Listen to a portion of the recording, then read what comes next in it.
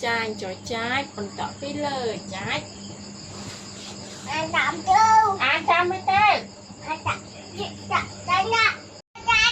có càng cho cạch còn tập muối cạch Rồi anh chặt cho chặt.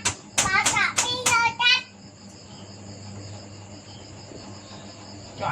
cho trái còn tỏ cái lời trái Đã rồi.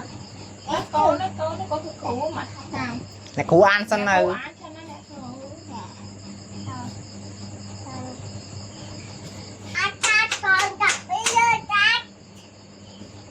có cho cay còn tỏ cái lời cay Rồi anh chặt cho chặt. Bà chặt đi rồi chặt. cho trái còn tỏ cái lời trái Mẹ chặt bà. Mẹ chặt bà.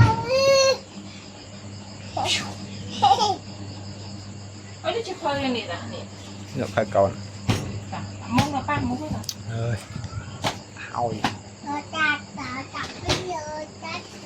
giờ Rồi anh chặt cho chặt. lấy án là mà xây mà do sấy cái con này ăn là thế rồi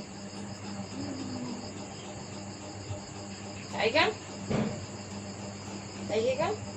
nó ăn thố rồi bạn bật sần bạn cái dương nhìn ấy đâu con á Mẹ mùa. mùa nô bắt ấy tụi anh nô bắt ấy Tao. Rồi anh chặt cho chặt. Bà chặt đi rồi chặt.